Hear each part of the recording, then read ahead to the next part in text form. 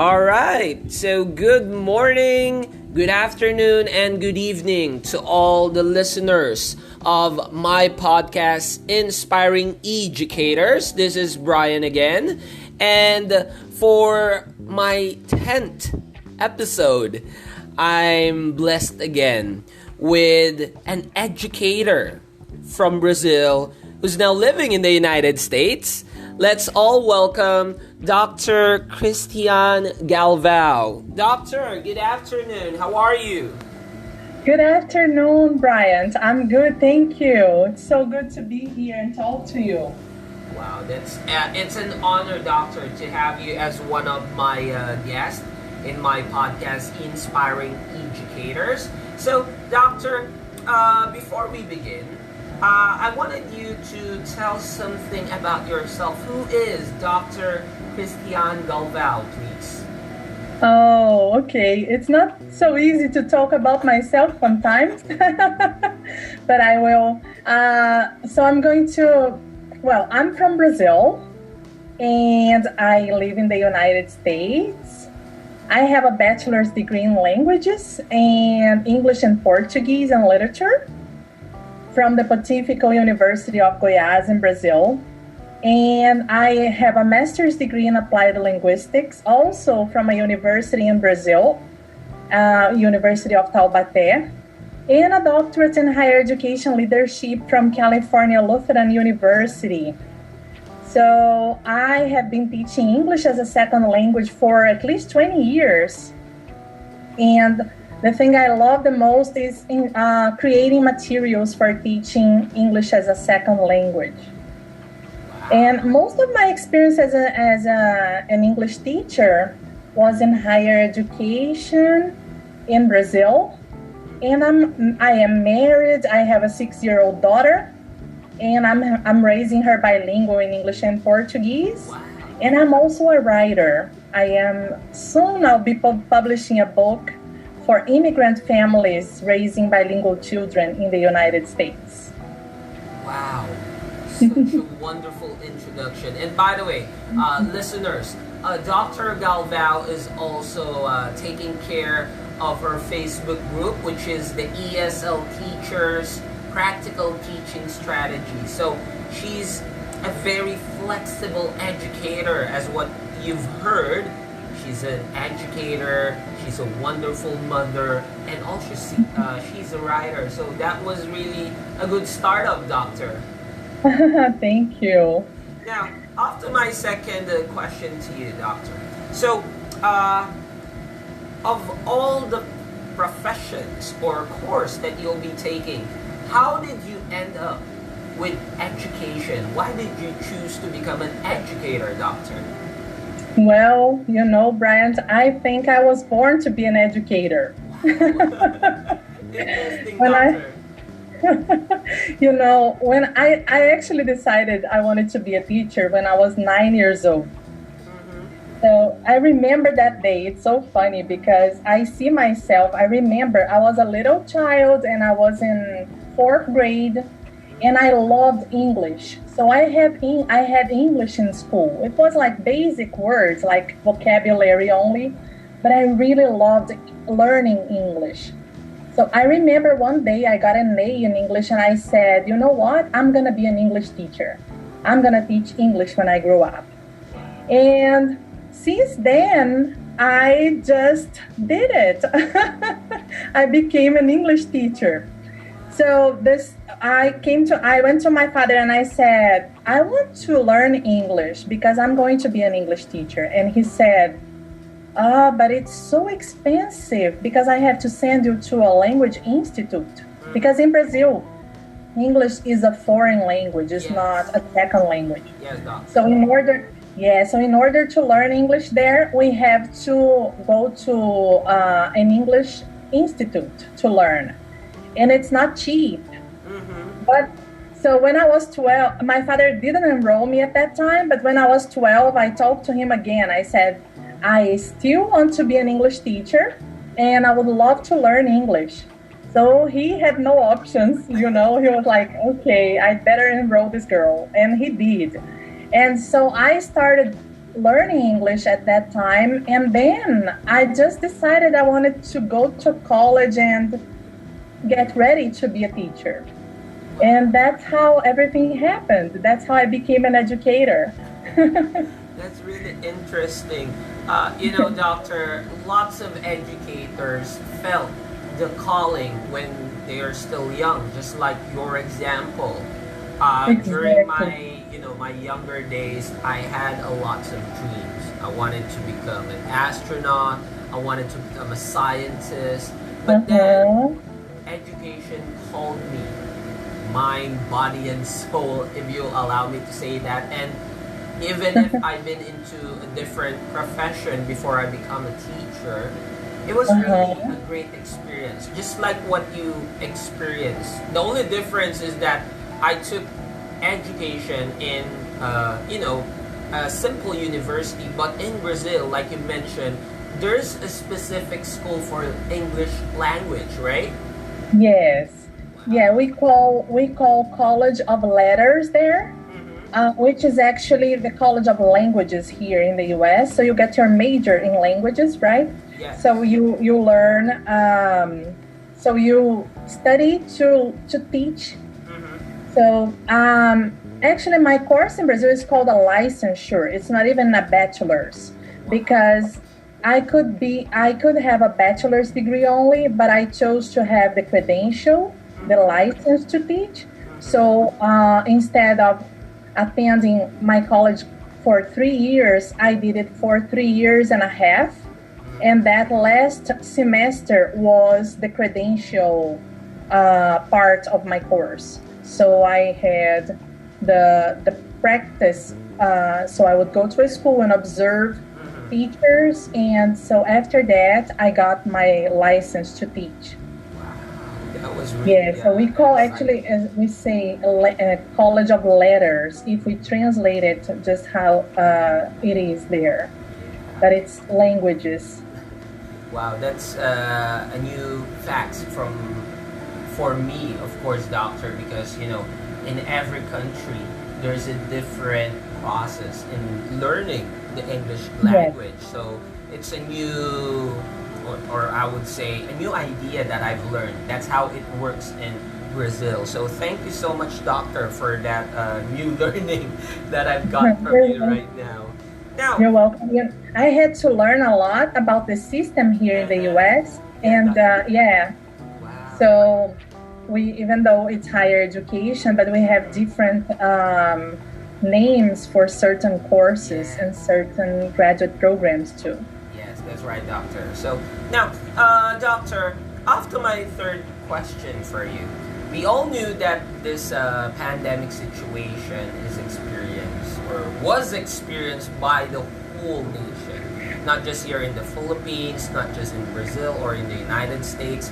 But my question to you, doctor, is that how do you turn your day into a positive one since you've been an educator in Brazil and in the United States? You already earned your master's degree, you're already a doctor now. So I wanted to know, how do you keep yourself positive as much as you can, doctor? Uh-huh. Yeah. So I have used a lot of this time to write and to learn as much as I can. Because it's very frustrating to not be able to go back to the classroom and interact in person with the students, right, and my colleagues, because that's such an important part of our job, of our profession as teachers. So since I'm staying home and I have this kind of flexible schedule right now, I am, in the beginning it was very difficult for me, but I said I'm going to use this time to learn and stay productive. But it's not that productivity it's not something that's like automated, like I have to do things because I need to use my time. I'm using this time to focus on the good side of everything. So, because I have family in Brazil, and I know that I know at least 10 people there who got COVID-19. And it's this weird feeling. So if I try to keep myself busy here in order see the good side of it and try to make things better. So what I'm doing as an educator is I'm trying to bring positivity to my fellow teachers, right? As you might have seen in my group, in my blog. So I share as much as I can. And I also have volunteered. I have volunteered a lot lately by contributing with my colleagues. So I like to help people, so it's really important I think for me, it's important to help others. So what I'm doing is when I present lectures, I have presented, so since March, since the schools closed, I was working from March to June at home, teaching the students that I was teaching before, but online. And then we had the summer break. So during summer break, I was kind of feeling, oh my gosh, I need to study more. I need to read more. I need to be creative in order to feel that I'm doing something good. So that's what I've been doing. And then, so before the summer started here, I presented a lecture to teachers in Brazil. And so I also was invited to contribute to and write some articles for an educator here in the United States that soon is going to be published. And so what I did, I've been helping people, because that way I feel that I'm contributing to other professional success and to my student success and also to other students around the world. Because I think that when I help people, I am not only helping them, I'm helping them to help other people. I feel like it's something that if I offer a lecture, for example, to teachers in Brazil, I teach Brazilian teachers, or I teach my colleagues here in schools here in the United States, I'm not only helping them, I'm helping their students. So that's how I've been dealing with this situation that we are facing right now, that unfortunately it's so different for everybody. We are in the same situation, but at the same time we are not, because each family, each school, each district, each group of professionals is facing this in a different way. So that was the best thing that I thought, I'm going to help people and keep doing my best to share my what have worked for me with other people. Wow, that's really great. And what I love with the way you turn your day into a positive one, Doctor, is when you said that you are focused on the positivity itself. That's the best way that we can, deal with the situation, to focus on the things that we need to do. And for you, Doctor, like you mentioned, your way of doing it is by, helping others, sharing what you have learned, improving the knowledge, not just by your learners, but also with your colleagues. So it's really an interesting way, Doctor, an inspiring way of making a day, into a positive one. That was really a great idea, Doctor. And now, you're welcome, Doctor. And by the way, to my dear listeners, if you're gonna be checking the page or the group of Dr. Galvão, you can see that she's really creative in teaching. Later on, I'll be giving you the podcast floor, Doctor, to promote your page, to invite them to visit. Oh, thank you. That's great. You're welcome, Doctor. Now, Doctor, off to my final question, okay? So, this is the main goal of my podcast, is for every educators to learn from each other. Dr. Galvão, how do you inspire your learners? What are the tips, the techniques that you do?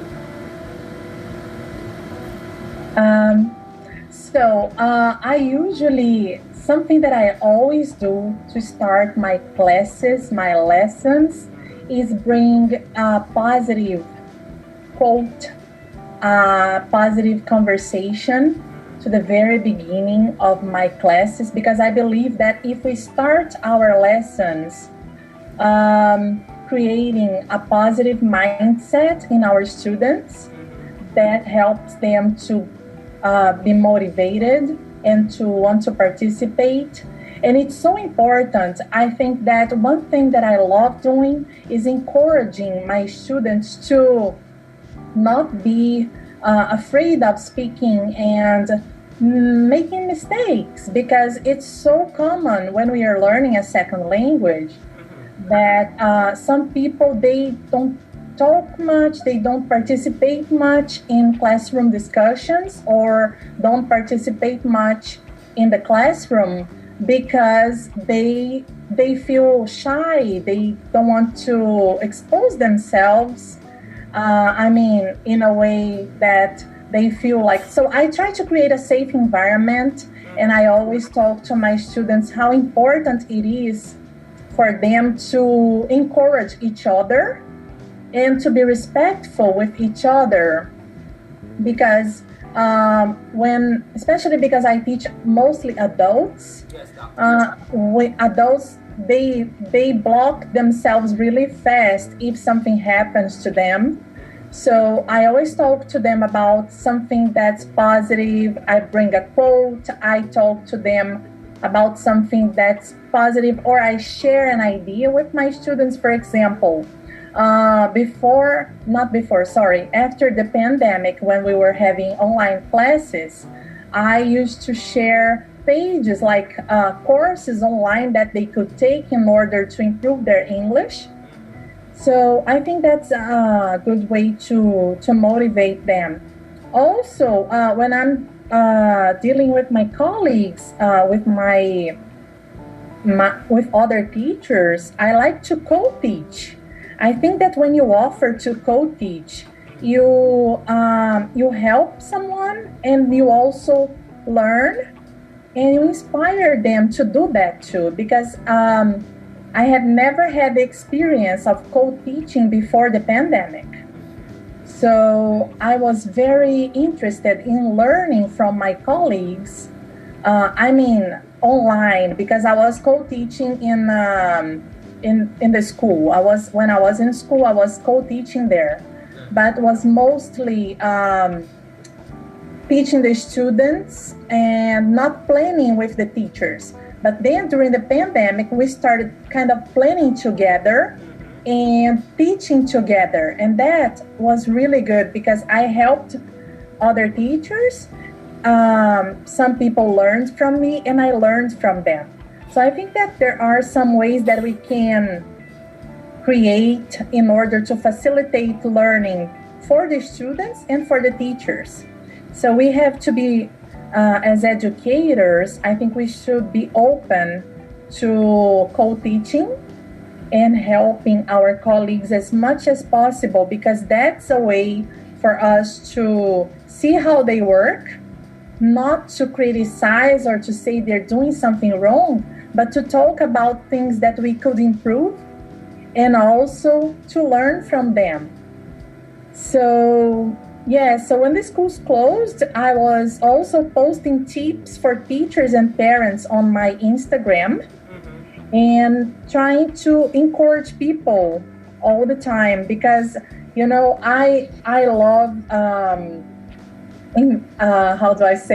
I love inspiring people to become teachers. So I always like to share something that maybe helps someone even to decide if they want to be an educator or not. So I have some videos on my Instagram where I shared tips and strategies for parents to keep their home language, for example, while the kids were learning from home.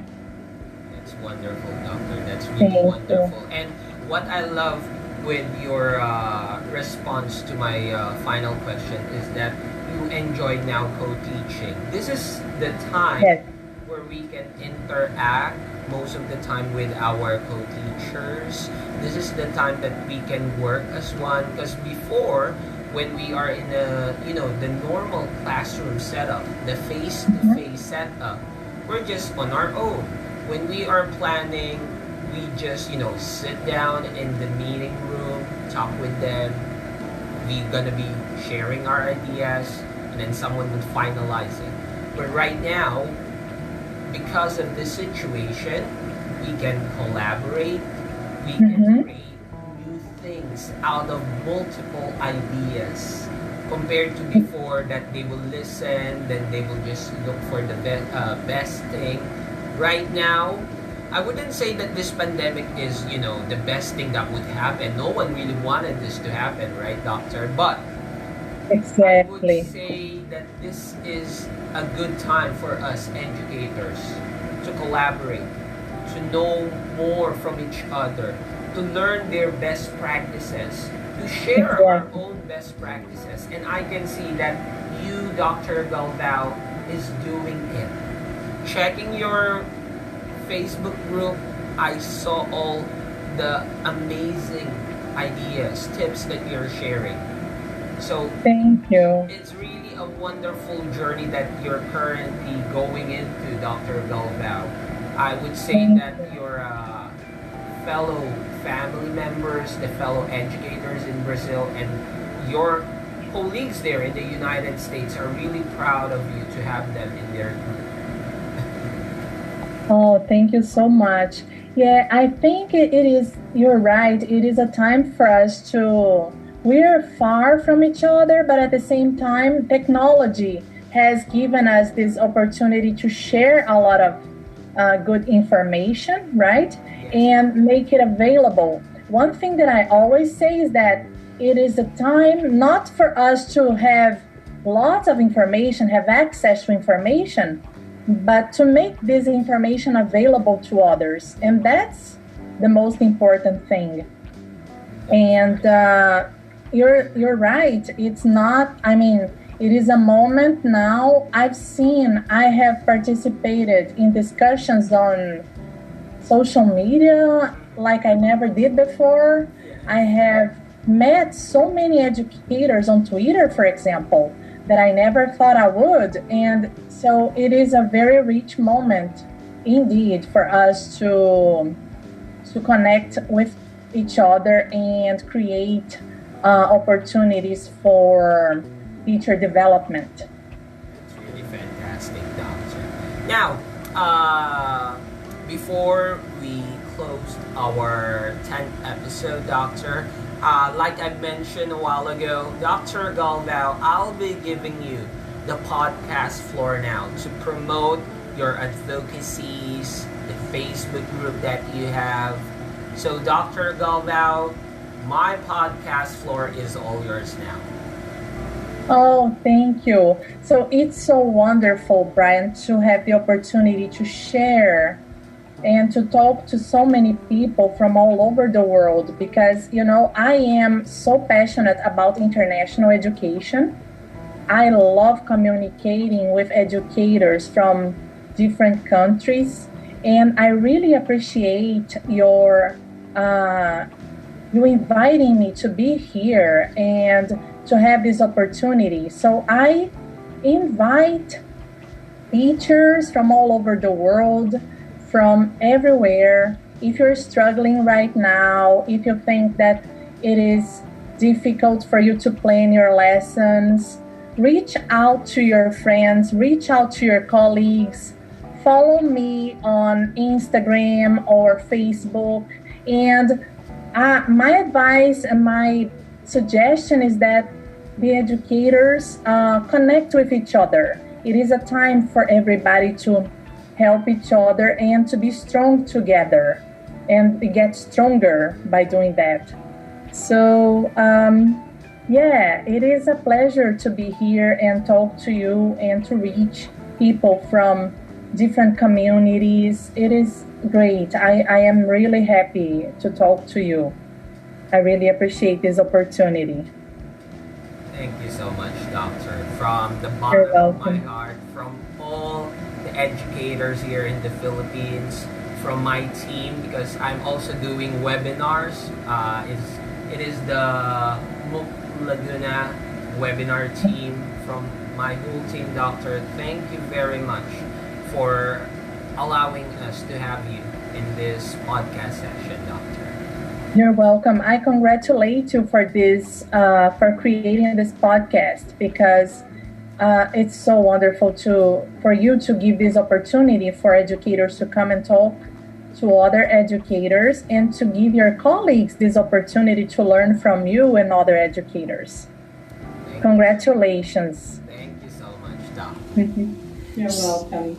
So, that's it, right? We really had a great time listening to Dr. Cristiane Galvão. We learned a lot from her, and I hope that all the listeners around the world have enjoyed this episode. So once again, this is Brian.